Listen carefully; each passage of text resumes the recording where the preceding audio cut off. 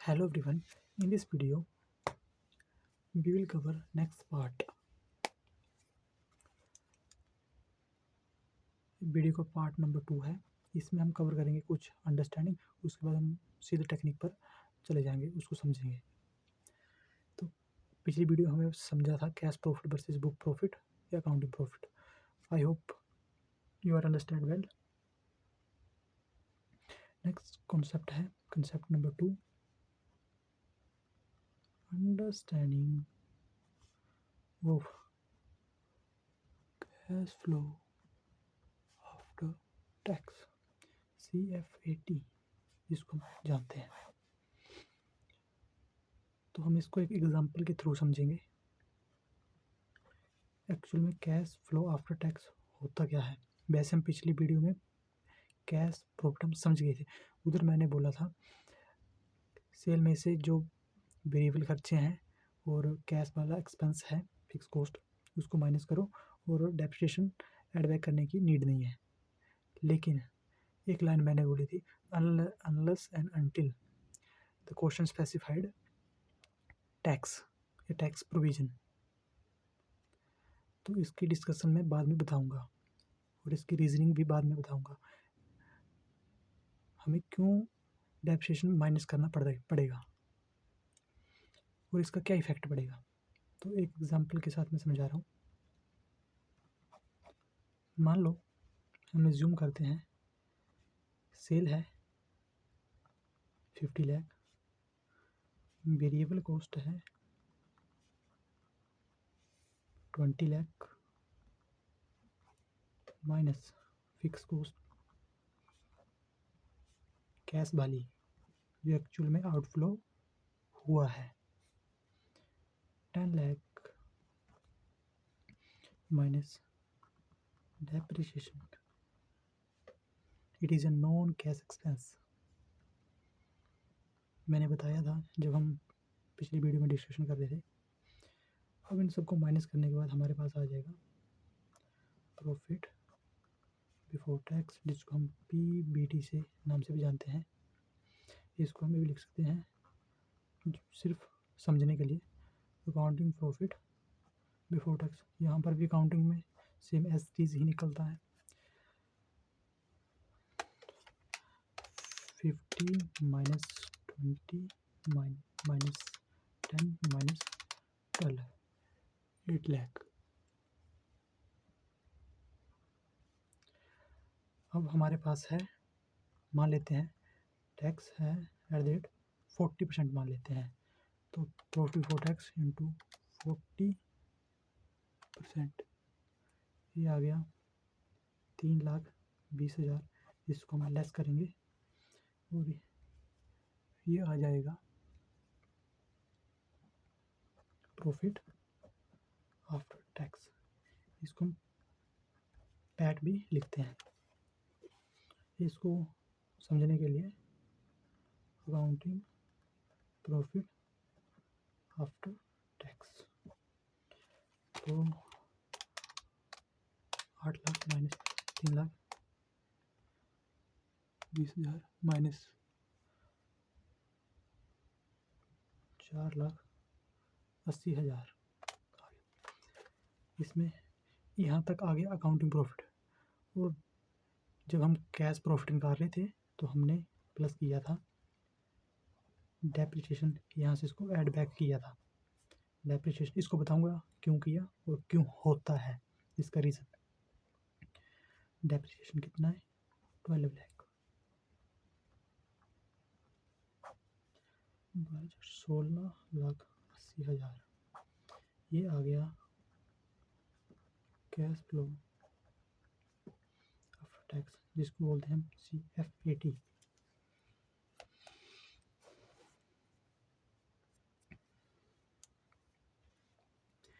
Cell में से variable cost, fix cost, depreciation हमने माइनस किया, प्रॉफिट बिफोर टैक्स आ गया।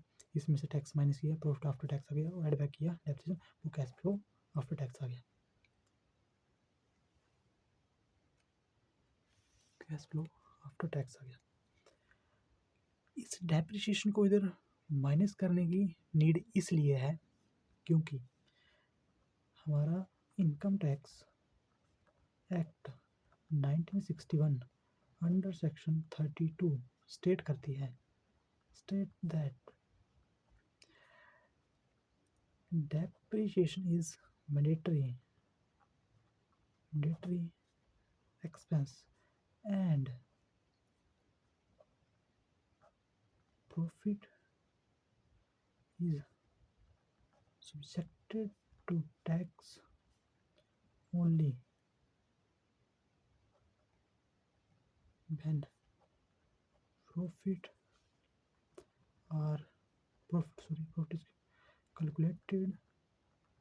is calculated by considering depreciation adjustment as expense। इसको समझाता हूँ सिंपल लैंग्वेज में। हमारा income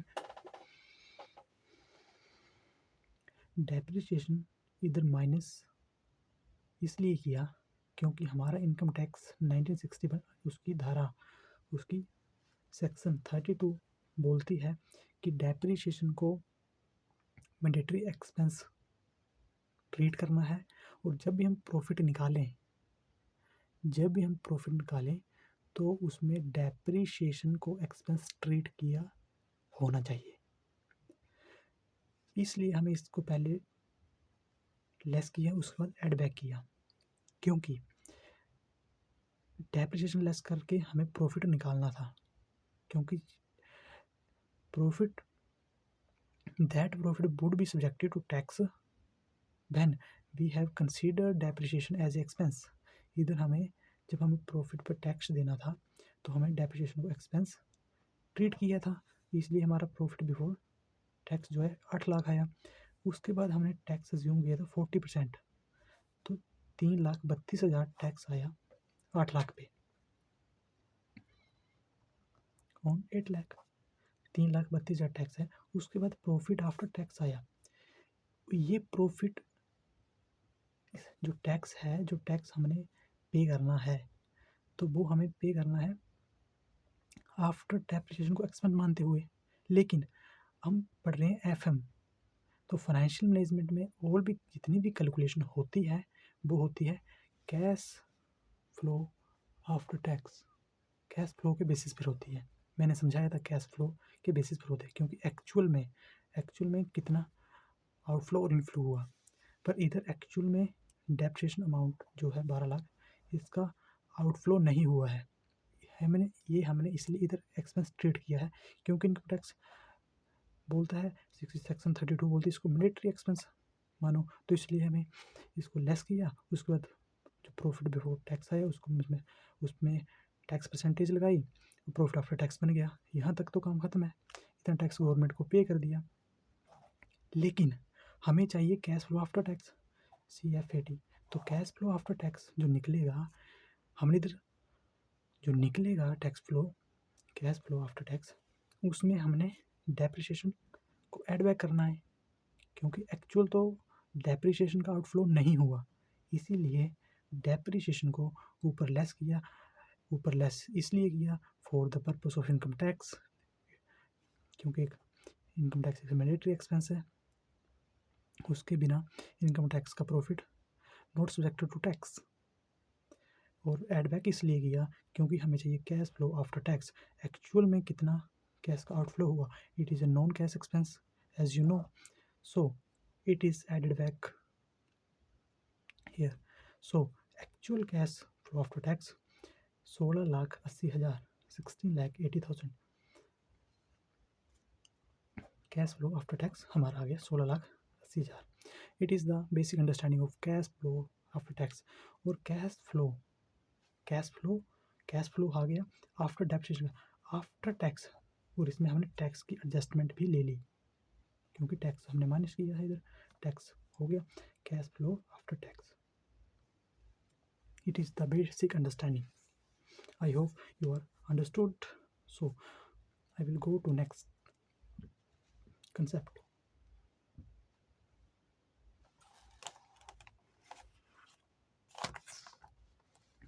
The next concept is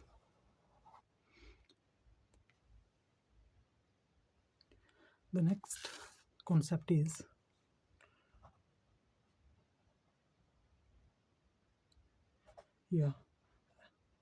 explanation on techniques. तो उसमें सबसे पहले हमारे पास टेक्निक थी अकाउंटिंग रेट ऑफ रिटर्न, जिसको हम बोलते थे, एक और नेम था इसका, एवरेज रेट ऑफ रिटर्न, ये short form ARR, accounting rate of return. ये टेक्निक बोलती है जो हमने रिटर्न कमाया है किसी प्रोजेक्ट से, एक प्रोजेक्ट है उसमें हमने इन्वेस्टमेंट करनी है। मैं एक बात आपको शुरू में क्लियर कर देना चाहता हूँ, जो कैपिटल बजटिंग टेक्निक है उसमें अभी तक एक्चुअल ना एक्सपेंस इंकर्ड हुए होते हैं, ना इन्वेस्टमेंट हुई होती है, ना रिटर्न आया हुआ होता है। It is all about paper work. सारी की सारी वैल्यूएशन जो है पेपर वर्क के थ्रू होती है कि हमें ये प्रोजेक्ट में इन्वेस्टमेंट करनी चाहिए इधर नहीं करनी चाहिए। तो एक आप ऐसे समझ सकते हैं, हमारे सामने एक बिजनेस हाउसेस के सामने कुछ प्रपोजल हैं, उनमें हमें इन्वेस्ट करना चाहिए या नहीं करना चाहिए। तो उन प्रोजेक्ट से रिटर्न को इवैल्यूएट करने के लिए अलग अलग टेक्निक जो हमें हेल्प करेंगी कि हमें इवैल्यूएट करना सही रहेगा या नहीं रहेगा, वर्दीनेस है या वर्दीनेस नहीं है। तो कंसेप्ट पे आते हैं, अकाउंटिंग रेट ऑफ रिटर्न। मैं बोल रहा था कोई एक प्रोजेक्ट है, प्रोजेक्ट एक्स मान लेते हैं, उसमें हमें इन्वेस्टमेंट करनी चाहिए नहीं करनी चाहिए, इसको हम निकालेंगे कि प्रोजेक्ट हमें कितना रिटर्न देगा परसेंटेज में, प्रोजेक्ट में इन्वेस्टमेंट करने से हमें कितना परसेंट रिटर्न मिलेगा। Such return is based on average return, average या accounting return. It means here no cash flow concept, because average in accounting, it means name state that accounting rate of return, it means accounting profit pay, it means profit after tax, only profit after tax। focus on word accounting rate of return, accounting means accounting का profit कौन सा, profit after tax पे जो भी return आता है उसके basis पर हम डिसीजन एक्सेप्ट और रिजेक्ट करेंगे। एक बार फिर से मैं रिपीट करता हूँ, जो कोई भी प्रोजेक्ट है, मान लो प्रोजेक्ट एक्स है, उसमें हम कोई भी इन्वेस्टमेंट करते हैं तो हमें कितना परसेंट रिटर्न आता है, एवरेज बर्ड को मैं समझाऊंगा, इसकी चिंता मत लो। Average bird, do not worry about this bird, it means we have to concentrate on accounting. कितना रिटर्न आता है कौन से, अकाउंटिंग में। Accounting means there is no cash flow concept नहीं है, क्योंकि इधर बर्ड है accounting rate of return. Accounting rate of return का मतलब है अकाउंटिंग प्रॉफिट। कौन सा प्रॉफिट, प्रॉफिट आफ्टर टैक्स वाला प्रॉफिट में कितना परसेंट हमें रिटर्न देता है, इसकी इवैल्यूएशन करेंगे। इसकी इवैल्यूएशन करने के हमारे पास 3 फार्मूले हैं, ठीक है। इसकी इवैल्यूएशन करने के 3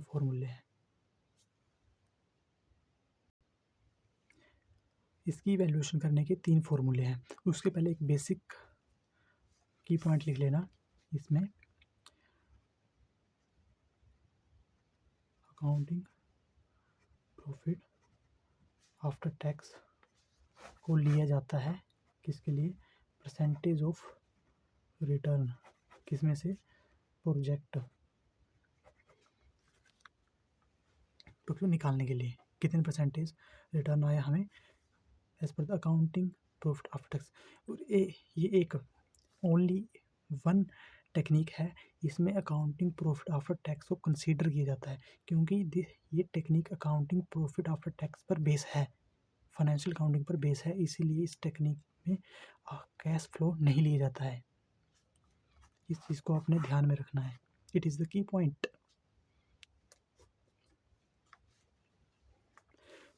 मैंने बताया इसके 3 मेथड है ARR निकालने के। इसको एवरेज क्यों बोलते हैं वो भी मैं बताऊंगा। इसके 3 मेथड है ARR निकालने के लिए। तो 1, 2 and 3। Method 1, method 2 and method 3. First method is बोलता है AR is equal to average profit after tax. देख लो, profit after tax divided by initial investment into 100। Okay, मैं फॉर्मूले लिख रहा हूँ, इनकी इलेबोरेट करता हूँ, इनको लिखने के बाद अच्छे से समझाऊंगा concept wise. ARR is equal to average profit after tax into 100 divided by average investment. Number 3 is ARR is equal to average of annual ARR. Average of annual ARR बहुत सिंपल मेथड है। एक दो example करेंगे, उसके बाद आपको समझ आ जाएगा। इसके कुछ आप क्वेश्चन भी ट्राई कर लेना। ARR मेथड बोलता है, उसका पहला मेथड है, बोलता है ARR निकालने के लिए आप एवरेज प्रॉफिट ले लो। कौन सा एवरेज प्रॉफिट ले लो? जो जितने साल प्रोजेक्ट की लाइफ है, उसके जो कैश फ्लो आएंगे। मान लो किसी प्रोजेक्ट 1 से 5 साल तक उसके रिटर्न आते हैं, कैश फ्लो देता है या प्रॉफिट में आता है उसे, तो उसका एवरेज करेंगे। उसके बाद उसको डिवाइड करेंगे इनिशियल इन्वेस्टमेंट का मतलब हमें उस प्रोजेक्ट पर कितनी इन्वेस्टमेंट की है, उसको 100। और एवरेज प्रॉफिट आफ्टर टैक्स वो समझ गए आप। एवरेज इन्वेस्टमेंट का मतलब है इसमें इन्वेस्टमेंट को भी एवरेज किया जाएगा। और इसमें है एवरेज ऑफ एनुअल ARR। इसमें एवरेज ऑफ एनुअल ARR ये गुड है, ये समझने वाला है, ये इजी है। तो इसको मैं लास्ट में लूँगा इन दोनों मेथड समझाने के बाद। पहला मेथड है, इसको हम बोल सकते हैं, पहला मेथड को बोल सकते हैं original investment method. Investment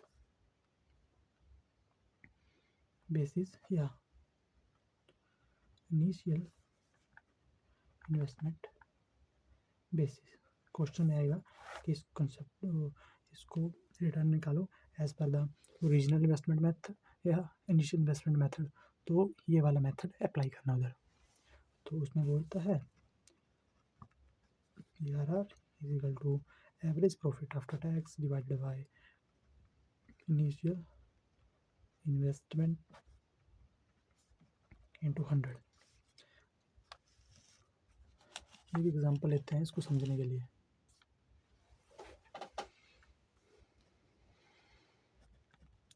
example 1, मान लो किसी प्रोजेक्ट की इनिशियल इन्वेस्टमेंट है। इनिशियल इन्वेस्टमेंट का मतलब हमने उस प्रोजेक्ट पर कितनी इन्वेस्टमेंट की है, कितनी अमाउंट हमने इन्वेस्ट कर रखी है उस प्रोजेक्ट पर, उसको बोलते हैं initial investment. Initial investment 10 lakh. Life of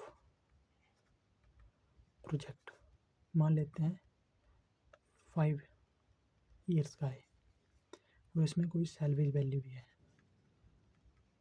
salvage value means scrap value eight the end of year 5th 2 lakh. और इसमें से हमें आएगा जो प्रॉफिट जनरेट होंगे, एक्सपेक्टेड प्रॉफिट ईयर 1 2 3 4 5, 1,20,000, 1,40,000, 1,80,000, 1,30,000 और 70,000। Calculate ARR। ऐसा करते हैं हम इनको तीनों मेथड से करते हैं। Calculate ARR by using all methods.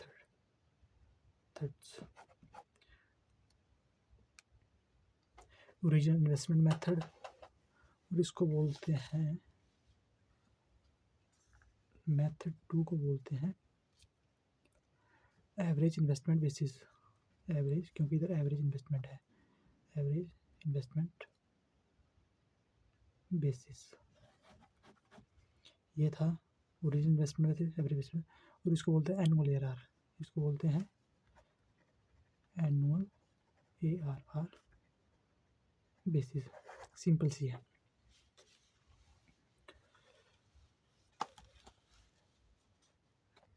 ये आप न्यूमेरिकल को नोट डाउन कर लो, उसके बाद मैं इसको सोल्व करना सिखाऊंगा, कैसे सोल्व करना है। पॉज करके आप इसको नोट कर लेना।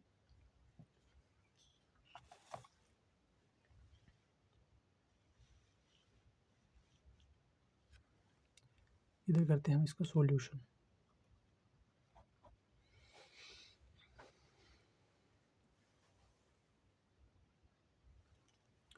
पहला मेथड है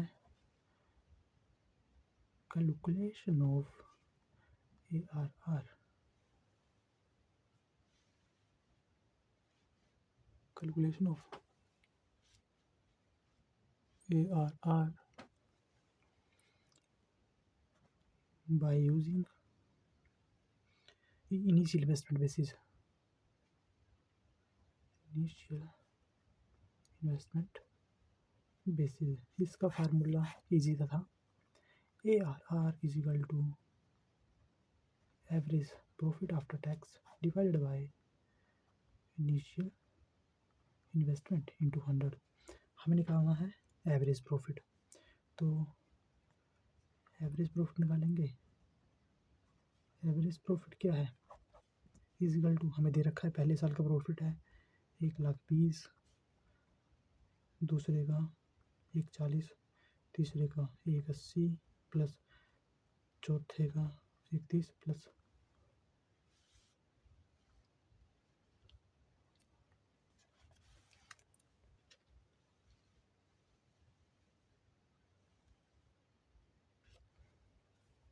5वें का 70,000 डिवाइडेड बाय, इसको 5 से कर देंगे, कितना आया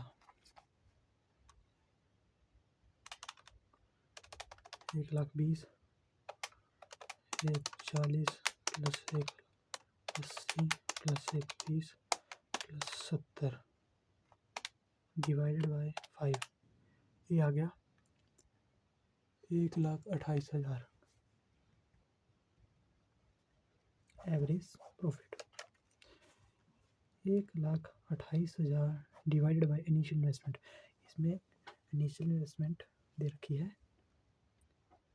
10 लाख इंटू 100, तो हम करेंगे 1,28,000 इंटू 100 डिवाइडेड बाय 10 लाख, 12.80% इसका रिटर्न आ गया इनिशियल इन्वेस्टमेंट के बेसिस पे। हम इसमें अब दूसरे फॉर्मूले से करेंगे इसको। एवरेज प्रॉफिट निकाला, 1,28,000 को प्लस किया, डिवाइड बाय 5 किया, क्योंकि 5 साल का प्रॉफिट दे रखा था, और 1,28,000 आया, इसको इंटू और डिवाइड कर दिया, आ गया, सिंपल सा है। और दूसरे से करेंगे अब हम calculation of ARR on the basis of average investment.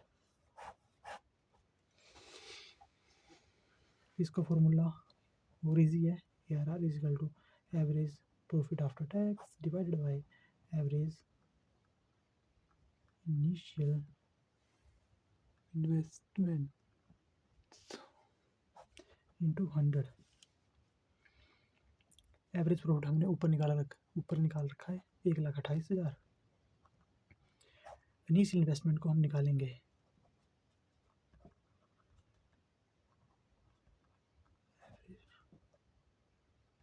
Initial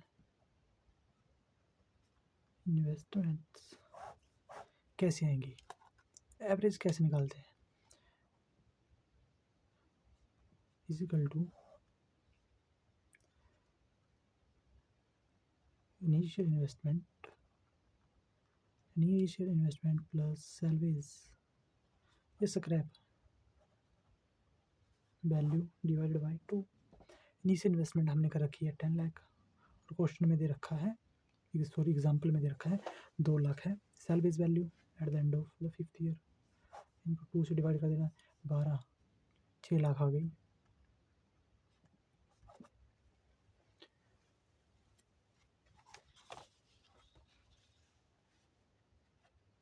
ये initial investment plus salaries value या स्क्रैप वैल्यू जो भी दे रखा है या रेजिडुअल वैल्यू डिवाइड बाई 2।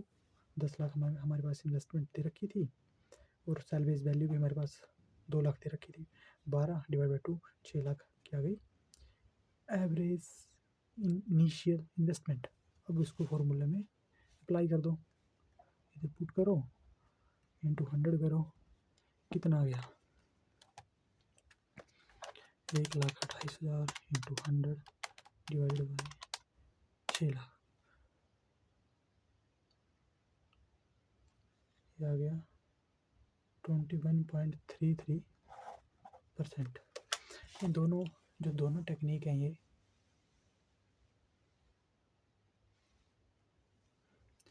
एक में एवरेज पैटर्न निकालना, इनिशियल इन्वेस्टमेंट 12.80 12.80% आ गया और दूसरे में 21.33% आ गया। इसमें एवरेज इन्वेस्टमेंट करना है, उसमें एवरेज, दोनों अप्लाई करने हो गए। अब तीसरी पढ़ेंगे हम टेक्निक।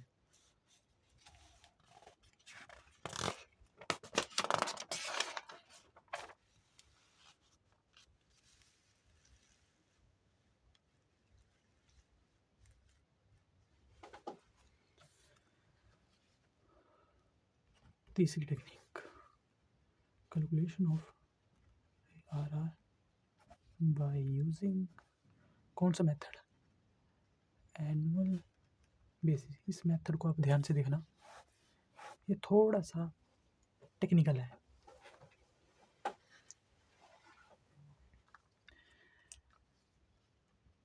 इसमें ARR निकालेंगे इक्वल टू एनुअल रिटर्न, यही फॉर्मूला था, ठीक। Annual return average of annual return, यही फॉर्मूला था। तो इसमें हमने एवरेज ऑफ एनुअल रिटर्न कैसे निकालना है वो बताता हूँ मैं। एवरेज ऑफ एनुअल रिटर्न बोलता है, इसका formula profit for year x. इसमें प्रॉफिट फॉर ईयर एक्स समझाने के लिए एक्स लिख लो, ये प्रॉफिट फॉर ईयर 1 लिख लो, year 1 divided by investment at beginning of year 1, investment of beginning into 100। हम इसको अप्लाई करते हैं, देखो कैसे अप्लाई होगा। Profit for year 1 divided by investment beginning of the year 1, ठीक है। तो प्रॉफिट फॉर द ईयर 1 कौन सा है, प्रॉफिट दे रखा है हमें 1,20,000 ईयर 1 के लिए, 1,20,000। Investment at the beginning, investment at the beginning 10 lakh ही होगी, क्योंकि डेप्रीशिएशन जो करते हैं हम अप्लाई, वो at the end of the year करते हैं, जब हम बुक्स ऑफ क्लोज करते हैं एट द एंड चार्ज करते हैं डेप्रीशिएशन। तो बिगिनिंग में उसकी वैल्यू 10 लाख है, तो 10 लाख ही होगी इंटू 100 और 2 2 1 2 3 1 2 तो बनिए 12%। ईयर 1 का आया रिटर्न 12%। अब ईयर 2 का सेम ऐसे ही, profit of the year 2 profit है 1,40,000। अब इसकी investment beginning of the year 2, यहाँ पर इन्वेस्टमेंट ईयर 2 बिगिनिंग की वैल्यू क्या है, तो वैल्यू हम ईयर 2 की बिगिनिंग कैसे निकालेंगे। ईयर 2 शुरू हो गया, ईयर 1 में इसकी वैल्यू थी 10 लाख और हम इसमें से डेप्रिसिएशन माइनस कर देंगे तो ईयर 2 की बिगिनिंग की वैल्यू आ जाएगी इन्वेस्टमेंट की। ठीक है, तो हम डेप्रिसिएशन निकालेंगे। डेप्रिसिएशन इज इक्वल टू वो प्लस वन वाला फॉर्मूला कैसे निकालते हैं, initial investment minus salvage value दे रखी है divided by estimated life of asset. ये प्रोजेक्ट लिख लो। तो इनिशियल इन्वेस्टमेंट कितनी है 10 लाख, सैलरीज कितनी है 2 लाख, प्रोजेक्ट की लाइफ कितनी है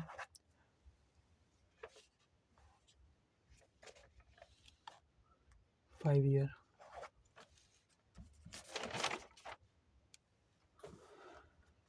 आठ लाख डिवाइडेड बाय 1,60,000। 1,60,000 कुछ नहीं बता रखा है तो ऐसे मेथड है तो इधर अप्लाई कर देंगे। इसकी भी ईयर 2 की वैल्यू कितनी आ जाएगी, वैल्यू आ जाएगी 10 लाख माइनस डेप्रिसिएशन ईयर 1 का माइनस करो कितना आ गया माइनस 10 लाख 8,40,000। ईयर 2 में वैल्यू है 1,40,000 इंटू 100 डिवाइड बाई 8,40,000 आ गया 16 ईयर 2 का 16.67%।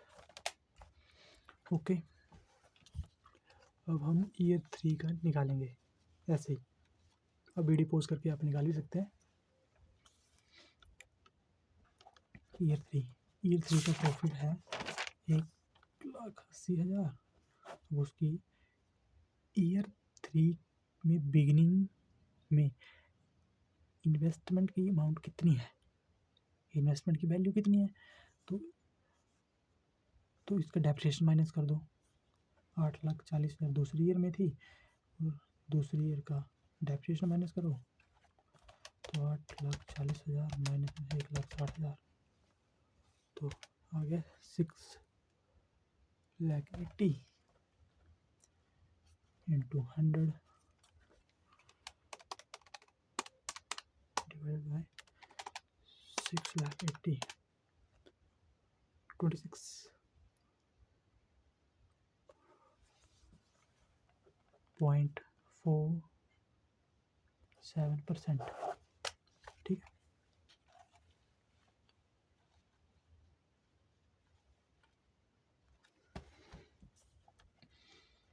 सेम ईयर 4 का है 1,30,000 डिवाइडेड बाय ईयर 4 में बिगिनिंग वैल्यू ऑफ एसेट की क्या होगी, प्रोजेक्ट की वैल्यू कितनी होगी, जिसे हमने इनिशियल इन्वेस्टमेंट की वैल्यू कितनी होगी, तो 6,80,000। तीसरे साल का डेप्रिसिएशन 1,60,000 माइनस करो तो कितना आ गया 6,80,000 minus 1,60,000 5,20,000 equal to 1,30,000 into 100 divide by 5,20,000 सीधा आ गया 25%, 25%।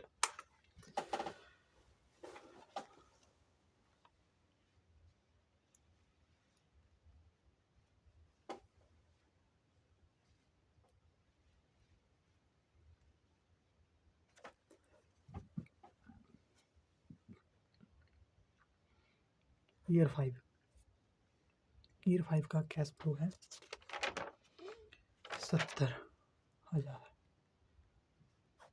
और ईयर 5 में बिगिनिंग की वैल्यू कितनी होगी, ईयर 4 में थी इसकी 5,20,000।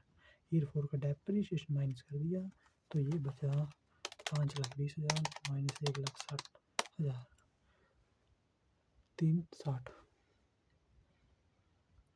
इंटू 100 70,000 गुना 100 डिवाइड बाय 3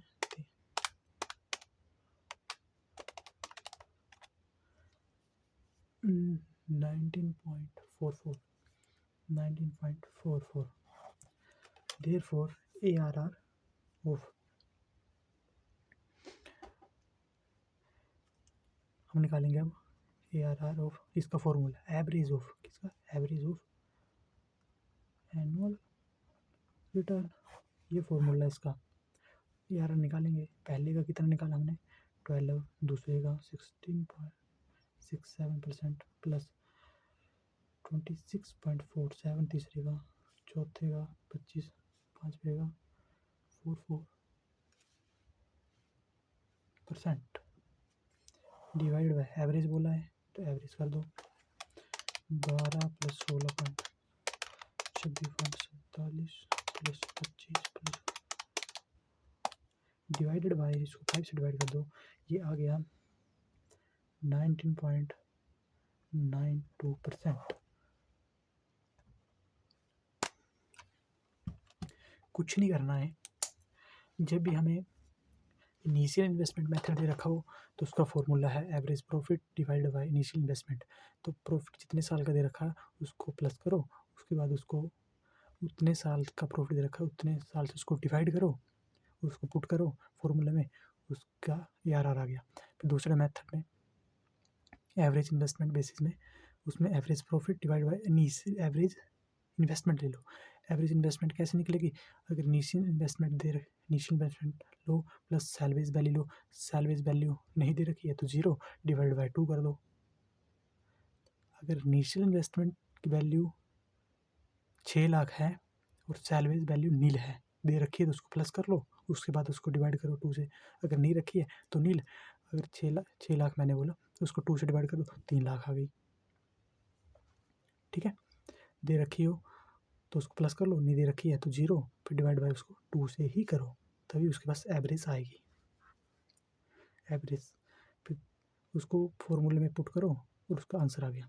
और तीसरा एनुअल बेसिस है उसमें एनुअल रिटर्न पर ईयर निकालना पड़ेगा पर ईयर कितना एनुअल रिटर्न आया तो उसके लिए प्रॉफिट फॉर द ईयर अगर पहले साल का प्रॉफिट है पहले साल का प्रॉफिट डिवाइड बाय बिगिनिंग में इन्वेस्टमेंट की वैल्यू कितनी थी पहले साल में एज इट इज़ ही रहेगी तो उसको डिवाइड कर दो इंटू 100 कर दो उसमें पुट करो हो गया। दूसरे ईयर में प्रॉफिट दूसरे ईयर का प्रॉफिट डिवाइडेड बाय बिगिनिंग में उसकी बिगिनिंग ईयर 2 की बिगिनिंग में उसकी इन्वेस्टमेंट की वैल्यू कितनी है तो पहले साल की वैल्यू लो माइनस पहले साल का डेप्रिसिएशन माइनस करो ईयर 2 की वैल्यू बन गई इनिशियल बिगिनिंग वैल्यू बन गई उसको वैसे डिवाइड करो एंड सो ऑन ऐसे हो जाएगा। और सबका जो निकल गए जैसे हमारे क्वेश्चन में 5 साल का प्रॉफिट दे रखा था 5 साल का प्रॉफिट लो उसको 5 से डिवाइड करो उसका एवरेज आ गया तो वो तीसरे में इट मीन्स एनुअल बेसिस जो ARR टेक्निक है इसका मेथड है उसमें 19.92% इसका आंसर आ गया। और आप कर रहे हो उसको 10 साल है तो 10 साल का निकालो आप ऐसे और 10 साल को एवरेज करो फिर ARR आ जाएगा।